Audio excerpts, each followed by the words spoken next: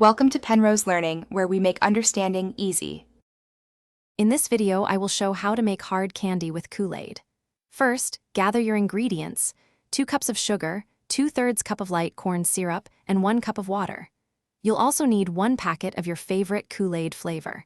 Make sure you have a heavy-bottomed pot and a reliable candy thermometer ready. Finally, prepare a baking sheet by lining it with parchment paper or a silicone mat. Now let's get cooking.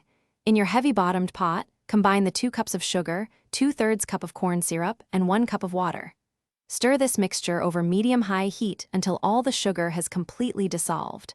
Once it starts boiling, stop stirring.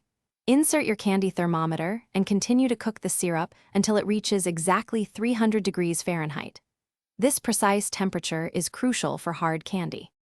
As soon as your candy mixture hits 300 degrees Fahrenheit, immediately remove the pot from the heat.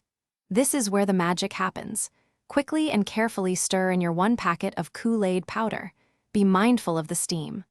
Once the flavor is incorporated, pour the hot, liquid candy onto your prepared baking sheet. Try to spread it evenly, but work quickly as it will start to set. Once poured, let your hard candy cool completely on the baking sheet, which usually takes about 1 hour. Do not touch it until it's fully hardened. Once cool, you can easily break it into smaller, irregular pieces. For best results and to prevent sticking, dust your candy with a little powdered sugar. Store your delicious homemade hard candy in an airtight container at room temperature. Don't forget to check the description for a link to the new Kindle Paperwhite, along with other great deals. Thanks for watching. If this was helpful, leave a like and consider subscribing. See you next time.